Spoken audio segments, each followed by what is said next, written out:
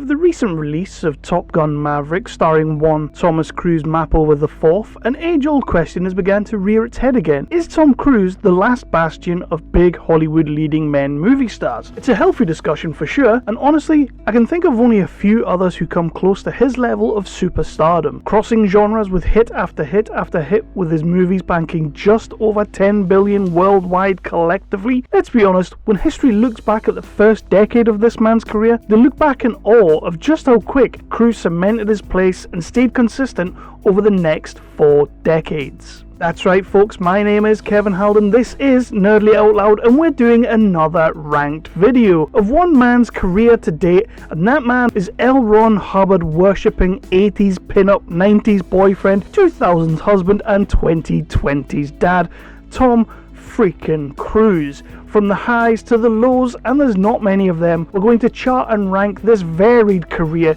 going from what I believe to be his shoddiest effort to date to his best. This is solely my list and not the list of Nerdly as a whole, but I would still appreciate a like, subscribe, and a little ding of that notification bell. But before we jump balls deep into Tom Cruise, a little bit of housekeeping. Number 1, I won't be including movies that Cruise was solely a producer on, which rules out Joe Carnahan's Narc or Cameron Crowe's Elizabethtown. Cruise had to actually be in the movie. Number 2, I'm also going to be ruling out 1981's Endless Love, 2002's Austin Powers Goldmember, and Young Guns, due to these movies being considered as cameos. But honestly, who has the time to include cameos?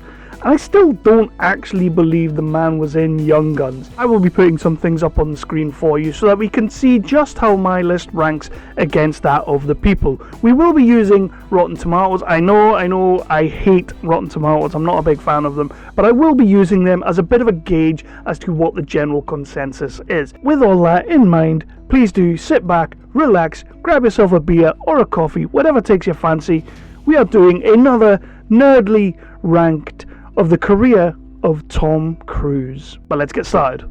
Number 41, 1999's Eyes Wide Shut. Now I should probably preface this entire list by saying that after a whole bunch of research into the legend's career, I honestly don't think Cruise has made a quote-unquote bad movie. But as with any list, we have to start somewhere. And while I realise this one may be somewhat of a controversial choice, my last spot does go to Stanley Kubrick's self-masturbatory Cruise Kidman epic. I've seen this movie a couple of times now, once as a horny teenager and again as a horny adult after being told I should really revisit Kubrick's work. It's not for me. I just don't like it all that much. I don't think this movie hurt anyone's careers, but it also didn't help anyone's careers. But the good news is that this was 1999, and Mr. Cruise would have a second, massively better movie that released this year and appears much higher up on this list. But no spoilers here. With a global gross of 162 million, it didn't even have a sniff at 1999's top 10, with the likes of Phantom Menace, The Matrix, Sixth Sense, and Toy Story 2, to name but a few. All better movies. But what I will say is this marks a staple within Tom Cruise's career, where he has worked with some of the masters of filmmaking. Number 40, War of the Worlds. Talking about master filmmakers and some of the best in the game, trust me when I say that putting a Steven Spielberg movie this far down any list causes me great pain. Unlike Kubrick, I find Spielberg to be undoubtedly one of the best to do it. But his 2005 version of War of the Worlds was a crime against its original, and served as nothing more than a mere footnote to that summer blockbuster period. But it's not all Tom and Steven's fault, because who can really handle 2 hours of Dakota Fanning screaming? Not me, that's for damn sure. Probably why she won the MTV award for most useless thing to have in an apocalypse. I miss 2000's MTV. But the real problem here is that Cruise was riding high on that Scientology wave. It just had an air of the I'm better than yous at this point. And if you're wondering why that's relevant, well, this was the year of the couch jumping incident. What an absolute pleb. However, Spielberg would release Munich later in the year. That's one way to wash that stink out of your mouth, Stephen. But yeah, War of the Worlds.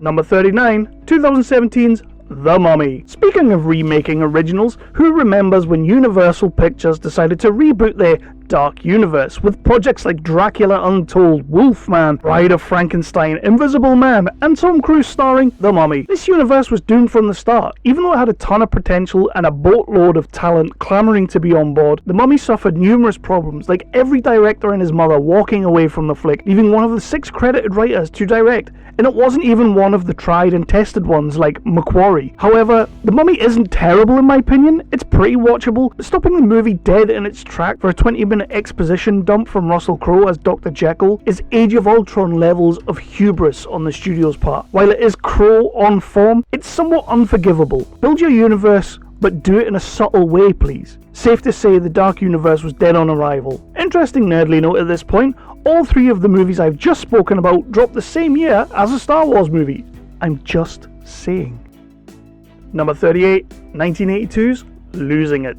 1982's Losing It, or Porky's 3 if you lived in Brazil, is one of the 2 movies that I had to root out so I could watch just for this list. It's super early in Cruise's career, and in fact could probably be considered his first lead role. It's a tale as old as time, and is one of those movies that most likely heavily inspired the likes of American Pie. Opening with a Star Warsy prologue of a long time ago in a high school not so far away, we watch as 4 friends head to Mexico for a party-filled time, and hilarity and hijinks ensue. I had a lot of time for this movie as I was watching it, but watching now in 2022, it's definitely one of those very of its time flicks. And let's be honest, director Curtis Hanson would go on to make River Wild, LA Confidential, 8 Mile, and other absolute bangers before sadly passing away in 2016. I probably wouldn't recommend this flick to anyone unless you're a big Jackie Earle Haley fan. However, even in his second proper flick, first top build, you could see Cruise was a future superstar in waiting. There was no Star Wars to contend with this year, but Wrath of Khan was tearing up the charts.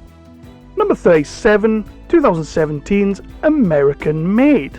Well, it didn't take long before we came back to 2017, the year of The Mummy. Cruise would also team up with Doug Liman this year for the historically embellished story of Barry Seal, a movie I have only really passively watched on a couple of occasions and really wasn't taken by all style and no substance vibe. We've seen this movie a bunch of times, told much better, and for me this was a rare swing and a miss from Liman, who's usually dependable. But then again, I was never the biggest fan of Edge of Tomorrow either. More on that one soon. But American Made did sit on the infamous blacklist for a few years, and honestly, while I'm glad it was made, because films need to be made, I wouldn't have been that bothered had it stayed on the blacklist for a while longer, if not indefinitely. 36, 2016's Jack Reacher, Never Go Back. I've never read a Lee Child Jack Reacher book, so I was able to get past the fact that midget Tom Cruise played the titular Reacher fairly easy. My father-in-law, not so much. Seriously, he still won't let it go. I really don't mind the Reacher movies, if I'm honest, although they are basically a less world-ending version of Jack Ryan franchise. I do like Cruise in these flicks, and it feels slightly different to his normal vibe. The sequel, however, didn't feel overly different to the first, so it falls a fair bit down the list on that count. But we do have a pretty badass Kobe Smulders, who by all accounts underwent some pretty hefty training in order to pull off her own stunts. So surely we give it points for that, right? But we will move on from number 36 with this little tip. If you want to watch a Reacher related product, go watch the Amazon Prime show with Alan Ritchson, because that show is quality. And Ritchson is quality. Loved him in the Titans TV show. Number 35, 1981's T.A.P.S. T.A.P.S is an absolute classic. This was the first proper role in a movie for Cruise, after his cameo role in Endless Love, and while he was supposedly cast as a way smaller supporting role, he impressed director Harold Becker so much that he was given a much bigger part and received 5th billing for the flick. If this was a list of Sean Penn's career, or Timothy Hutton, then I truly believe this movie would be much higher. However, in terms of Tom Cruise's roles, I think this is still a fairly respectable spot for this breakout role that led him to a lead role in Losing It. But the best is still yet to come, as Cruise would never stop running through the decades. See what I did there? Running? Okay. Number 34, 2010's Night and Day. I really don't have a lot to say about 2010's Night and Day, other than I can only assume this movie was made as sort of a reunion for Tom and Cameron Diaz from their time on Vanilla Sky. Much better movie, by the way. Again, much like American Made, this time it was James Mangold, bringing us a ton of style, but considering this flick had no less than 12 writers, there is zero substance. I always thought this flick was just a slew of scenes cobbled together that segue from explosions to Tom Cruise running to Diaz driving. Actually, that's probably the best thing about Night and Day. To promote the movie, Tom and Cameron appeared on BBC Two's Top Gear. They did a lap of the track, and if I remember correct, Diaz took the top spot. However, I digress. Feel free to miss Night and Day. You'll still live a long and happy life. This is easily one of the more forgettable Tom Cruise roles, although he tries desperately hard for us to love him. Don't worry folks, because we're heading back to the 80s next. 33, 1985's Legend. Beating out the likes of Jim Carrey, Johnny Depp, Ridley Scott would cast up-and-coming Cruise in his dark fantasy flick Legend. Easily one of my all-time favourite good-bad movies, Legend is just a tour de force of actors trying their absolute hardest to make something out of nonsensical mess of a movie. Cruise is wholly believable as our young hero Jack, and Tim Curry is sensational as the Darkness. But he was having a good year with the release of everyone's favourite whodunit flick, Clue. This was a crazy trippy few years in the cinema with Willow, Dark Crystal, Neverending Story and many other great fantasy flicks tearing up the screen. Legend deserves to be in any conversation you have about these movies and holds a special place in my heart. However, it is a little bit silly, right? 32, The Outsiders. The first time I saw Outsiders was when I was in high school, probably how most people first experienced this flick. I was instantly taken by the cast of natural-born superstars in the making. C. Thomas Howell, Patrick Swayze, Rob Lowe, Ralph Macchio, Matt Dillon, Emilio Estevez, and Tom Cruise. Director Francis Ford Coppola, again another master of filmmaking, assembled a stunning cast for this coming-of-age tale that strikes to the core of its viewer. Raw, real and visceral. While Cruise is a standout along with Estevez, most likely in part because of their real-life long-term friendship, his role isn't as meaty as the likes of Howell, Swayze and Lowe. However, here he is, in 1983, 4 movies deep, working with the great Francis Ford Coppola. And this was the year he made 2 more flicks that served to put Cruise on the map in a big bad way, and would pave the way for the next 4 decades. Number 31, 2011's Mission Impossible Ghost Protocol. Well, my friends, we've officially made it to our first Mission Impossible movie.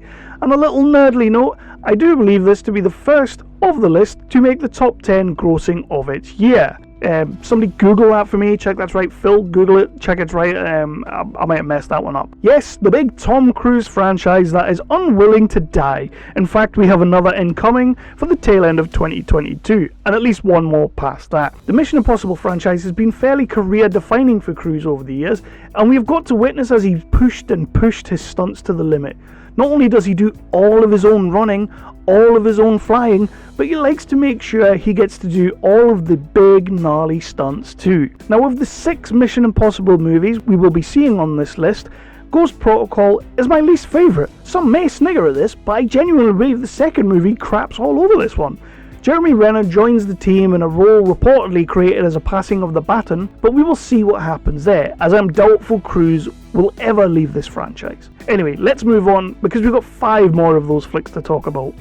Number 30, Far and Away. It's 1992, and Ron Howard has decided what could possibly go wrong with casting Hollywood's power couple Nicole Kidman and Tom Cruise to play a couple of Irish immigrants who have fled to the States in the hopes of a better life.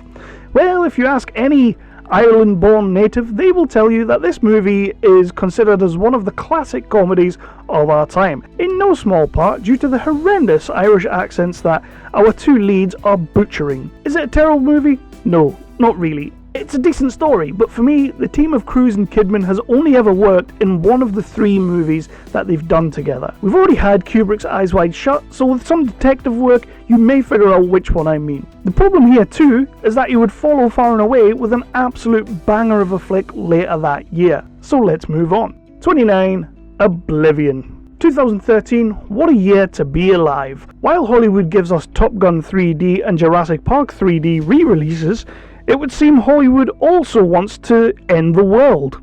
With movies like After Earth, Olympus Has Fallen, White House Down, This Is the End, World War Z, Pacific Rim, The World's End, and Elysium, to name a few.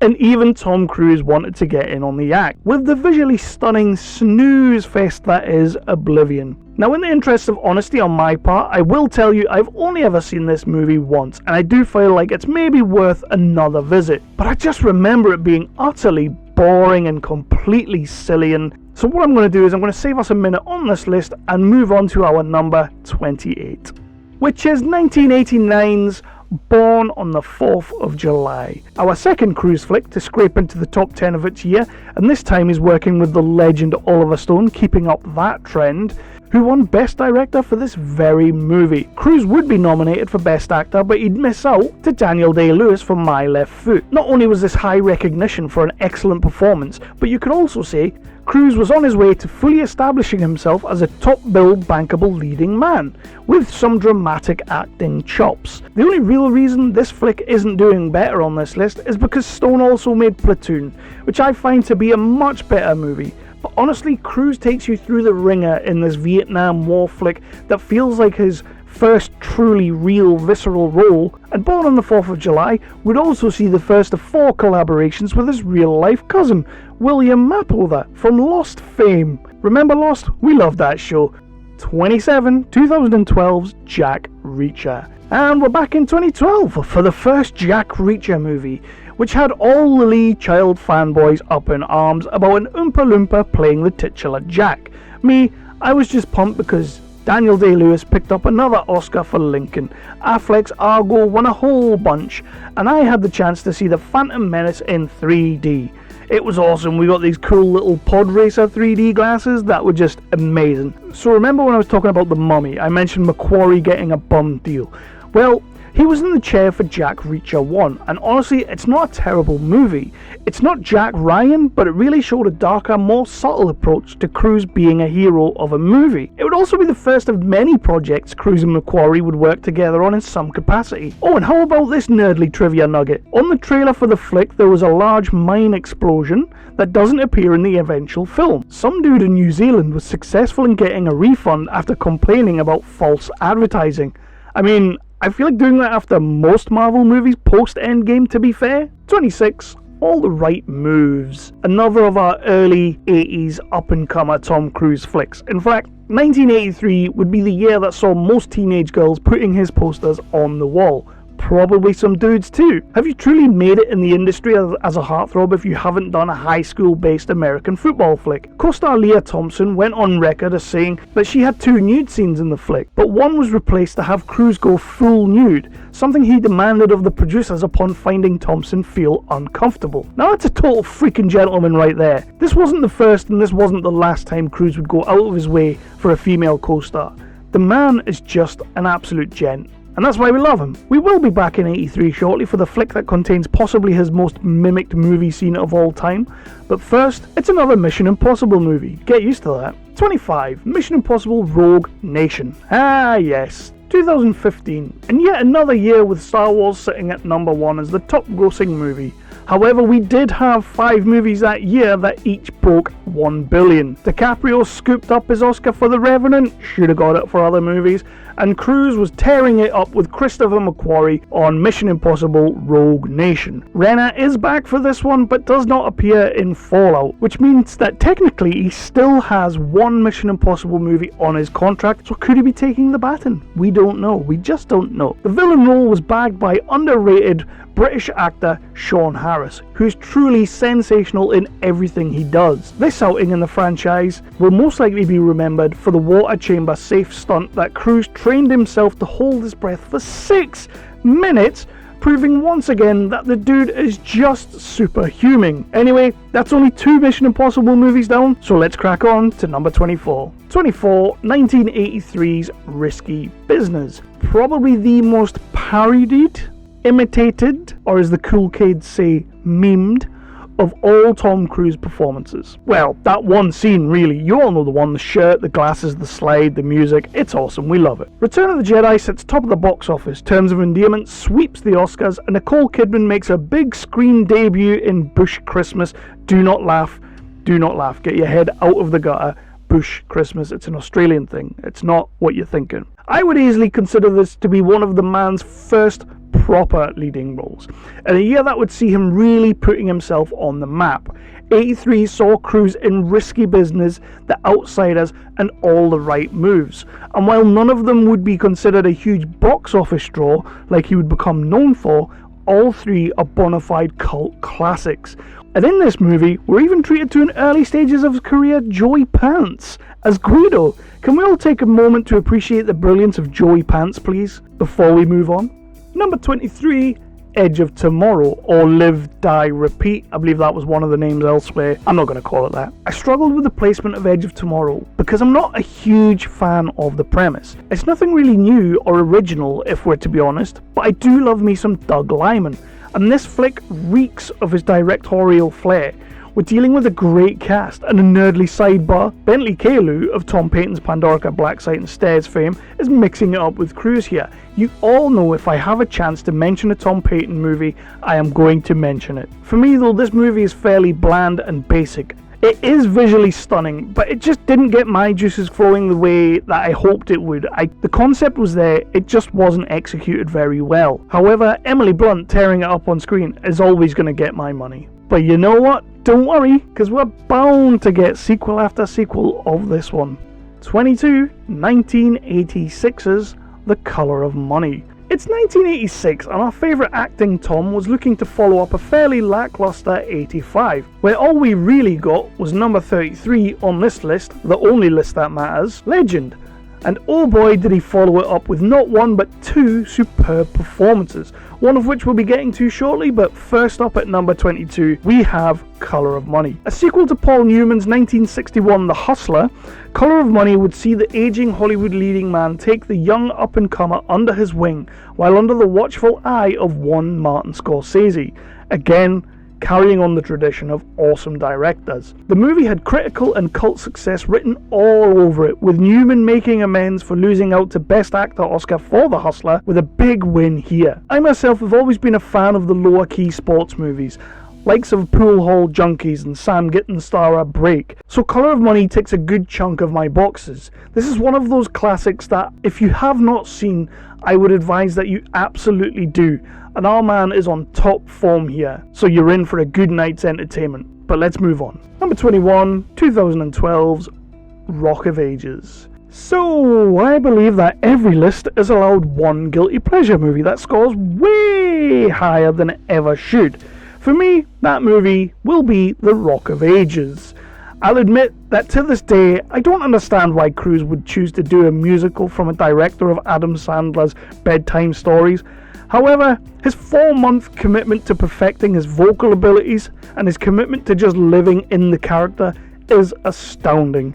Here we have Tom freaking Cruise at the height of his career, acting like a right knobhead Axl Rose wannabe. And here we have me, your humble narrator for this video, absolutely loving it. Now it can be said that I have a bit of a penchant for musicals, but honestly, I never thought this movie could work, and it turns out Alec Baldwin didn't think it did, as he is cited as saying Rock of Ages is quote-unquote horrible. I don't care what Baldwin says though, this movie is worth more than one watch in my eyes, and you definitely should if you haven't. Number 20, 1993's The Firm, a John Grisham novel directed by Sidney Pollack featuring Gene Hackman, Tom Cruise and Holly Hunter. I have a lot of time for Tom when he gets his chops into a courtroomy lawyery drama, and while The Firm isn't without its issues, our man nails the role of Mitch McDear, so much that he would nab not one but 2 MTV Award nominations for Best Male and Most Desirable Male.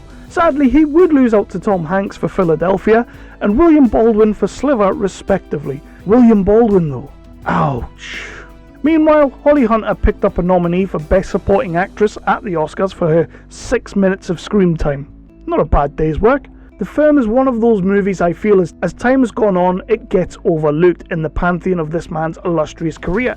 But John Grisham adaptations should never ever be slept on. 1994 Interview with the Vampire, The Vampire Chronicles. So while we had The Firm in 1993, 1 year later, Cruise would join forces and share the screen with one of the only other actors that was truly killing it at that time, for Anne Rice's adaptation of Interview with the Vampire.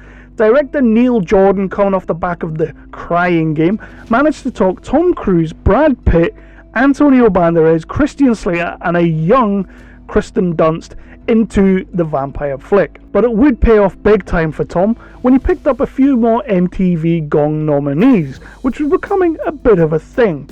This time losing out to Best Male and Most Desirable Male to his co-star Brad Pitt. No shame in that really, but also losing out to Dennis Hopper for Best Villain in Speed. Personally, I'm a bigger fan of Queen of the Damned, the Stuart Townsend sequel, but when you think of vampire movies, this one still sits head and shoulders above everything else on most people's lists. And a big shout out to Britain's very own Helen McCrory, as she played Second Hall. We love and miss you, Helen. Peaky Blinders just isn't the same. 1988, Cocktail. Truthfully speaking, I only just rewatched Cocktail a couple of months back, and boy has this movie not aged well at all. But it does score very highly on this list due to nostalgia really. Still though, it wasn't a bad year for Tom, as 88's Rain Man would go on to win 4 Oscars, no nominations for Tom, but hopefully it went some way to easing the sting of a Razzie nomination for Worst Actor in Cocktail. It's truly one of those movies you just wouldn't see being made these days, very of its time, and unless you were 20-something male with aspirations of being a bartender, it probably wouldn't speak to you. I do think Cocktail takes a lot of flack for being the movie it is, but sometimes you just need a bit of cheese, and Cocktail is very much a bit of cheese. 17. Mission Impossible Fallout. The latest released of all of our Mission Impossible flicks, and by far one of the craziest.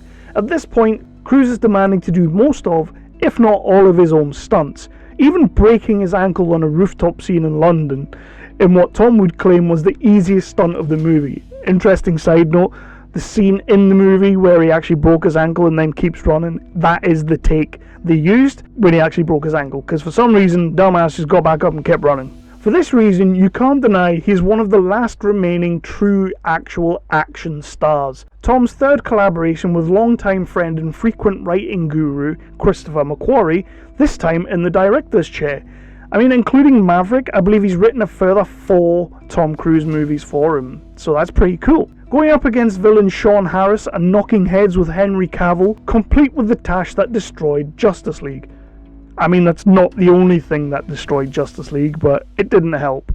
Let's just move on. Number 16, 2008's Tropic Thunder. When we think of Ben Stiller flick Tropic Thunder, we undoubtedly turn to the almost unrecognisable portrayal of Len Grossman by one Tom Cruise. Under a layer of prosthetics and superb makeup, he was able to completely lose himself to the horrendous character and pretty much steal every scene that he is in this movie, if not the movie entirely. Cruise has subsequently portrayed Grossman on 2 other occasions. While Tropic Thunder is thought of as somewhat problematic looking back, in most part due to Robert Downey Jr. doing blackface and then even being nominated and picking up Best Supporting Actor for doing blackface, you could understand why people maybe don't pick this up or rate it as much as I do. But there could definitely be a world where we get a Les Grossman spin-off or some sort of TV mini-series which I would totally watch, and I think, with Tom Cruise, could be superb.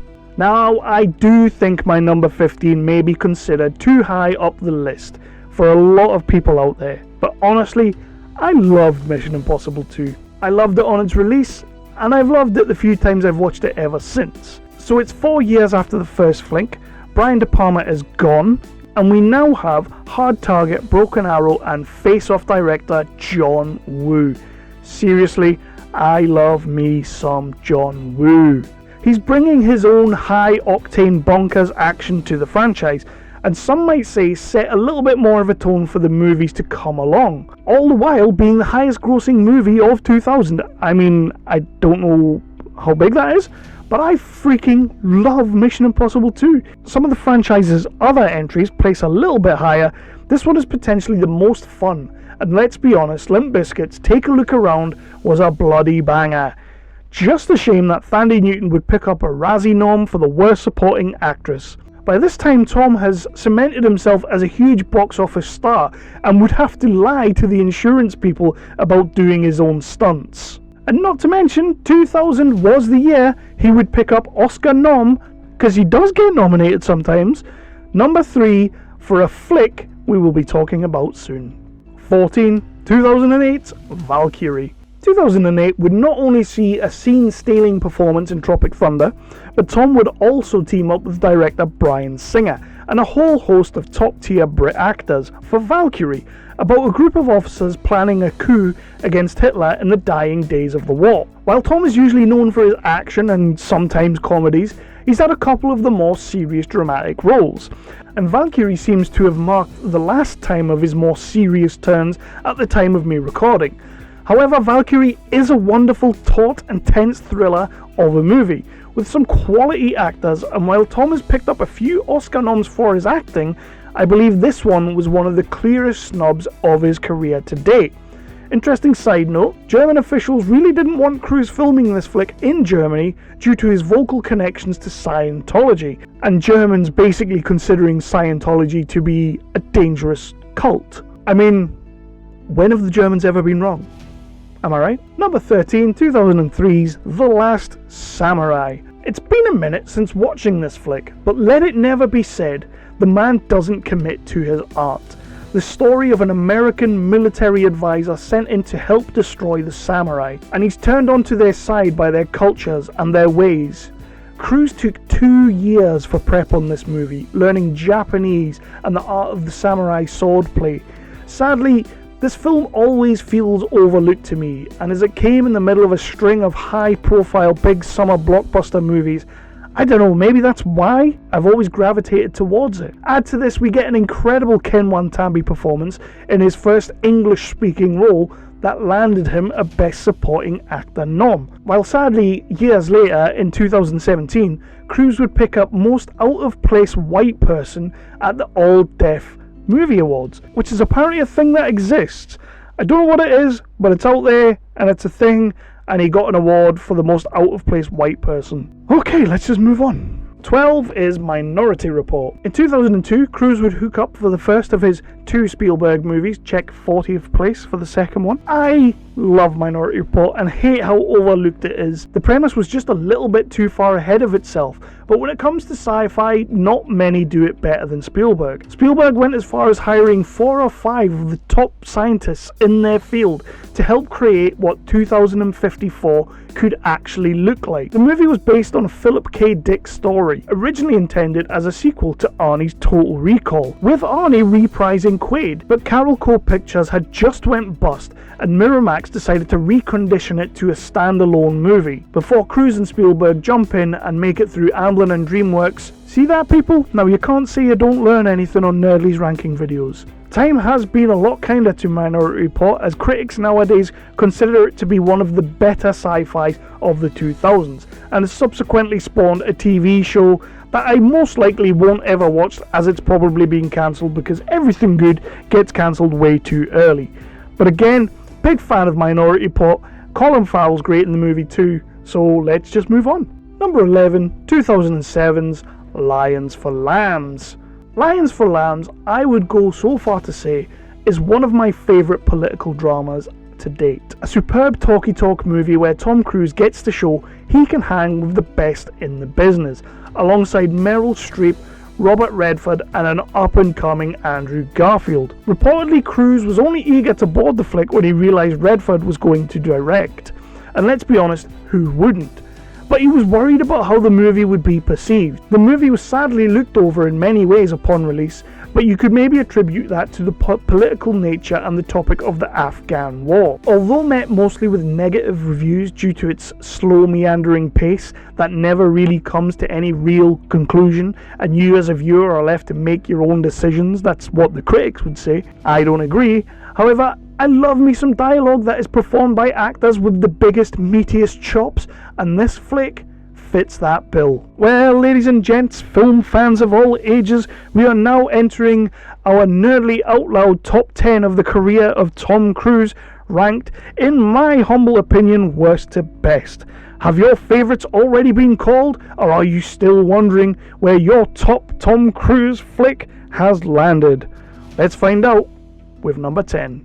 1988, Rain Man. From T.A.P.S in 81 to 4th of July in 89, It was undeniable that Cruise was having one of the best first decades of possibly any actor's career.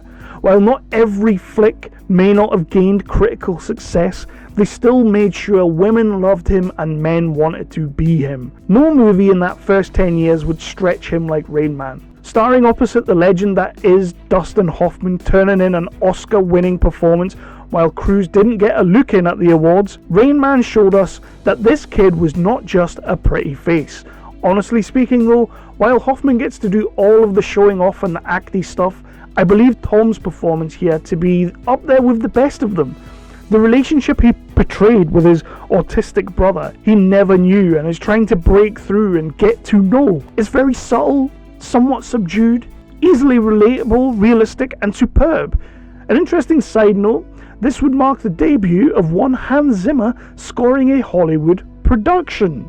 If you haven't seen Rain Man, it's worth your time, give it a watch. 1990 Days of Thunder. Now, I will happily go on record and say that Tony Scott falls into my top 5 directors of all time. It was a very sad day when I heard he'd passed, and we lost one of the greats that day. Now, with Tom Cruise, he made 2 of the most 80s/90s that are both just supremely iconic and stay with us to this day. I'll get to the other one now in a minute, but second time out, they would make Days of Thunder, a high-octane action racing movie about NASCAR. Being a little Englander, I know nothing about the sport, but that really doesn't matter when you have fast cars, fast women, and awesome crashes. Supposedly the brainchild of Cruise himself and Paul Newman whilst on a test drive, the movie may have brought Tom and soon-to-be Mrs. Nicole Kidman together, but after the movie underperformed, Paramount would lowball Simpson Bruckheimer on the upcoming Beverly Hills Cop 3 budget. And rightly so, they took their ball and ran off to work for Disney. I mean, who the hell wouldn't? One of my favourite tidbits about Days of Thunder is that John C. Reilly plays a pit crew member for Cruise. Now 16 years later, he would also play a NASCAR racer himself in Will Ferrell's light-hearted, some would say spoof of Days of Thunder, Talladega Nights, The Ballad of Ricky Bobby. Great film, loved it, but you've got to check out 1990's Days of Thunder. Now let's move forward. Number 8, 1996, Jerry Maguire. 1996 would be a huge year for our boy Tom, as he kickstarted the franchise that would be a focal point of his career, more on that in a second, but he would also team up with almost famous director Cameron Crowe for smash hit movie Jerry Maguire. Jerry Maguire would see him pick up his second and sadly at the time of recording last leading man Oscar nom, while watching Cuba Gooding Jr. pick up Best Supporting Actor for the same movie, carrying on the trend of always the bridesmaid, never the bride when it came to that golden statue for Tom Cruise. The movie was a massive hit and kickstarted the careers of a bulk of its cast, including Renee Zellweger. And let's be honest, show me the money and you had me at hello make just about every movie quote list ever made ever. It's safe to say that if the 80s were the heartthrob years, the 90s was the decade that a superstar was transitioning into a megastar, ensuring he could do anything with his acting arsenal, and playing down and out wreck Jerry Maguire would endear him to any neutrals of this man's career. Number 7, 2001's Vanilla Sky. If you had seen Jerry Maguire, it was obvious. We were always going to get another Cameron Crowe and Tom Cruise team up.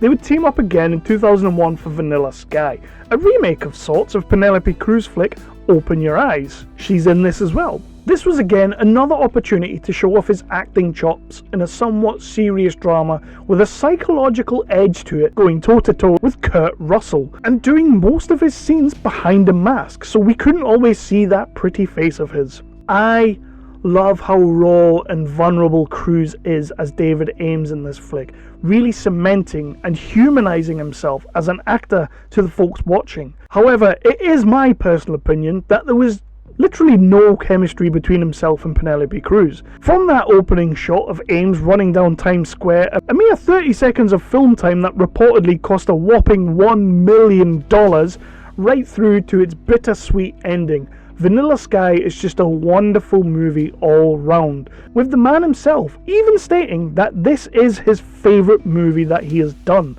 And I have to say, with Cameron Diaz delivering the fabled I swallowed your cum line. I'm close to agreeing with the man. Anyway, less of that, let's move on. Number 6, Mission Impossible. And here we are, it's 1996, we're about to get us some Jerry Maguire, but first we need to open that franchise that will monopolize the career of our favorite super spy and turn him from action star to professional stuntman of sorts. It started right here. With Mission Impossible, Ethan Hunt was born, and the rest, as they say, is history. Director Brian De Palma would assemble a wonderful team of IMF agents, and we were truly off to the races. Cruise also taking on a producer's role, as he and longtime agent Paula Wagner had set up a company together, convincing Paramount to drop $80 million on this project. This was the return and reboot of the original and best spy drama, with gadgets and espionage and intrigue and action. I was a massive fan of this movie growing up, and the franchise as a whole. I also loved the glorified extended cameo from an uncredited Emilio Estevez, which was apparently a favour back to his Outsiders co-star for his cameo in Young Guns. I still don't believe he was in Young Guns though. However, don't worry dear viewer, we are still not done with this franchise yet, as we move on. Number 5, 1986's Top Gun. Top 5 time, and it's the naval recruitment drive propaganda movie that prompted this mammoth task of ranking one man's illustrious career, and of course, it's the ultimate dude movie, Top Gun. Now, when I started my timely research on this list, I had not yet seen Maverick. Dear listener, I can now tell you that I have, and boy, is it as good as its predecessor. All the heart, all the spirit, all the action of that first movie turned up to 11. So here's what I'm going to do. I'm going to Hobie my number 5. If you know what that is, you know what that is. And slap Top Gun and Top Gun Maverick as a 2-for-1 at number 5. Top Gun would be the first time Tony Scott and Tom Cruise collaborated before Days of Thunder, and they would create the 80th movie ever made with a glorious soundtrack, including Berlin's Take My Breath Away, which won the Oscar that year.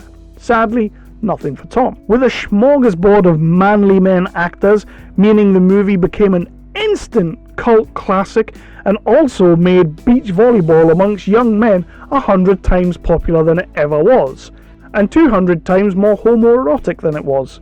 Sorry, it had to be said. But Top Gun is easily that movie that defined a genre, defined an era, defined an actor, and just kind of defines movies a little bit.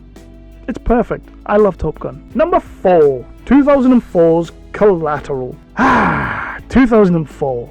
The one and only year you would catch Mr. Cruise with the natural grey hair most men of his age sport.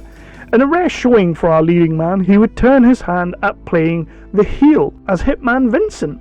And boy did Michael Mann's movie bring out some of the best in our boy. And possibly one of the best tricks Collateral pulls is making me not hate Jamie Foxx. Seriously, I'm actually able to stomach his presence in this movie. But let's be honest, if Mann had got his first pick of Adam Sandler, I probably would never have seen this flick, and if I had, it would probably be in the first 5 minutes of this ranking session. So Cruise would undergo some grueling SAS training, even training with the legendary Andy McNabb to look the part when kicking ass. Not to mention some hardcore FedEx training, because apparently that's how you blend in and look normal these days. Despite the stunning way that Mann brings this piece to life, and the incredible performance as Vincent from Cruise, both men would lose out on any real acclaim, while a fairly average Jamie Foxx would be nominated for a Best Supporting Actor. Now ain't that a bitch? Proving once again, Tom just gets unlucky with the gold statue. Number 3, Mission Impossible 3. Finally, we have the last of our man's career-defining franchise. For me, J.J. Abrams' directorial debut Mission Impossible 3 is easily the best of the bunch. With equal parts espionage and action, I've always found MI3 to be the perfect blend, while some other entries tend to focus on one or the other. Add to this, we have a sensational performance from the late Philip Seymour Hoffman as the franchise's best villain. Although Sean Harris is getting dangerously close, But still, what a role for the man. I mean, come on. That cold open is just one hell of a monologue. We'd also get a new tech genius, Simon Pegg, in a role originally occupied by Ricky Gervais by all accounts. Pegg has stayed the course since then, and the people's nerd has even began to shred the pounds, gain some muscle, and get into the more action-type sequences. How's that for a slice of fried gold? MI3 was the 8th consecutive 100 million domestically grossing flick for Tom Cruise, which ain't too shabby. But it would mark probably the last blockbuster opening movie from a movie that didn't include capes and spandex. And guess what, folks? I talked about that entire entry of this list without once mentioning the awe-inspiring bridge sequence that, for my money, has not been topped yet in this series. Yes, the stunts keep getting bigger, but the sequence was just insane. Not that it needed to be mentioned anyway, I just wanted to point out that I hadn't spoken about it when talking about number 3's Mission Impossible 3. Damn it! Let's move on. Number 2, 1999's Magnolia. Of course, 7 years earlier, in 1999, Cruise and Philip Seymour Hoffman would share the screen in Paul Thomas Anderson ensemble masterworks Magnolia. Magnolia holds a dear place in my heart, as I remember being sick as a dog, and my parents rented out Magnolia and Event Horizon for me, the latter of which I had been looking forward to, and the former I'd heard nothing about, and really think they picked it up on a whim due to the 3-for-2 offer. I fell hard in love with this flick. The writing from Paul Thomas Anderson, and the connectivity and the randomness threw me for loops. The performances on show were all peak performances, and one such performance was Cruise as Frank T.J. Mackey, the Master of the Muff. Cruise jumped into the role with both feet, wanting to shake off the eyes wide shut character, and he gives one hell of a performance that even earned him a Best Supporting Actor nomination. And it's easy to see why, with the improvised deathbed scene in which the actor thought about his own father's death and just let himself go. With Philip Seymour Hoffman even saying in an interview, his reaction to this scene is 100% real, because he didn't know Cruise was going to let himself go like that and just cry. This, for me, in terms of one man's performance, is his best performance by a mile.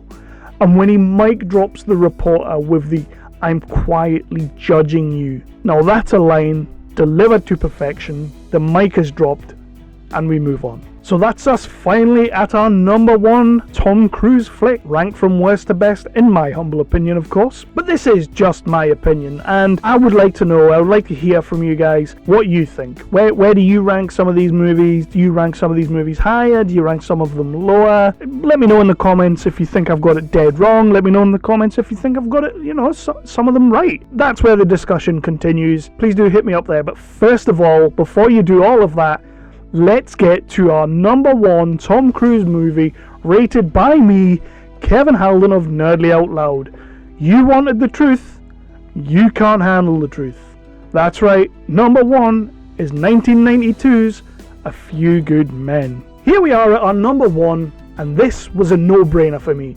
Directed by the awesome Rob Reiner and written by the genius Aaron Sorkin, adapted from one of his stage plays, this movie had everything going for it. Then you go ahead and cast peak Jack Nicholson, Demi Moore, Kevin Bacon, Cuba Gooding Jr., Kiefer Sutherland, and everyone's favourite Tom Cruise.